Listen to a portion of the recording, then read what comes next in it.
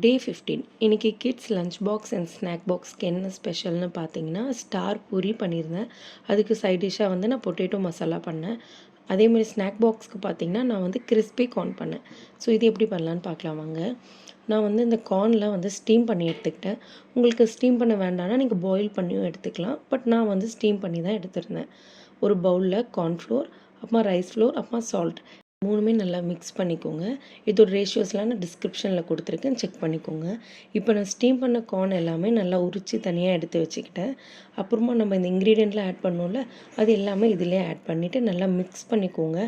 Suppose உங்களுக்கு கொஞ்சம் அதை ஒட்டாத மாதிரி இருந்தால் நீங்கள் கொஞ்சம் வாட்டரும் ஆட் பண்ணி மிக்ஸ் பண்ணிக்கலாம்.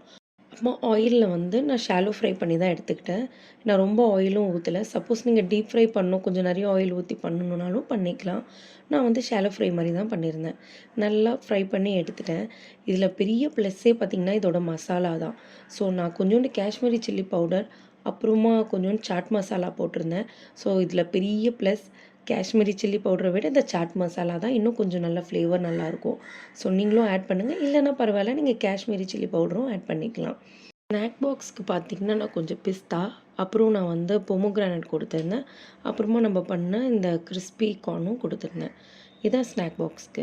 இப்போது லஞ்ச் பாக்ஸ்க்கு உருளைக்கிழங்கு மசாலா எப்படி பண்ணலான்னு பார்க்கலாம். ஆயில், கொஞ்சம் கடுகு, கொஞ்சோண்டு கடலைப்பருப்பு, கருவேப்பிலை, அப்புறமா கொஞ்சோண்டு பூண்டு, அப்புறம் வெங்காயம், இது எல்லாத்தையும் ஆட் பண்ணிவிட்டு நல்லா வதக்கிடுங்க. கொஞ்சம் கோல்டன் ப்ரௌன் ஆனதும் வேணும்னா நீங்கள் டொமேட்டோ ஆட் பண்ணிக்கலாம். நீங்கள் வேண்டாம்னு நினச்சிங்கன்னா ஸ்கிப் பண்ணிக்கலாம். நான் ஒரே ஒரு டொமேட்டோ கொஞ்சம் பெருசாக இருந்தது, அதை ஆட் பண்ணியிருந்தேன். அதுக்கப்புறமா கொஞ்சோண்டு மஞ்சாத்தூள், அப்புறம் இது எல்லாமே நல்லா கொஞ்சம் தண்ணி ஊற்றி நல்லா சாட்டே பண்ணி எடுத்துட்டேன். அப்புறமா நம்ம வேக வச்ச உருளைக்கிழங்கு இருக்குல்ல, அதுவும் ஆட் பண்ணிவிட்டு நல்லா ஸ்மாஷ் பண்ணிக்கிட்டேன். சில பேருக்கு வந்து உருளைக்கிழங்கு கொஞ்சம் பெருசாக இருந்தால் தான் பிடிக்கும். நான் குழந்தைங்க சாப்பிட்றதால நான் நல்லாவே ஸ்மாஷ் பண்ணிக்கிட்டேன். நீங்கள் வேணும்னா கொஞ்சம் லைட்டாக ஸ்மாஷ் பண்ணி எடுத்துக்கிட்டால் போதும். அப்போ உங்களுக்கு வேணும்னா கொஞ்சம் வாட்டர் ஆட் பண்ணிக்கோங்க. வாட்டர் ஆட் பண்ணிவிட்டு கொஞ்சம் ஒரு 5 மினிட்ஸ் நல்லா கொதிக்க விட்டு எடுத்திங்கன்னா ஃபினிஷ் ஆகிடும்.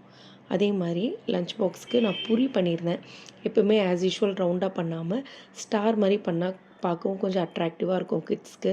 ஸோ நான் ஸ்டார் மாதிரி பண்ணியிருந்தேன். எவ்வளோ அழகாக வந்திருக்கு பாருங்களேன், அழகாக இருக்குல்ல. ஸோ பாப்பாவுக்கு ரொம்ப பிடிச்சிருந்துச்சு. அது என்னதுன்ட்டு அவனுக்கு அது பூரினே தெரியல, அது என்னதுன்னு ரொம்ப டிஃப்ரெண்ட்டாக இருந்துச்சு அவனுக்கு.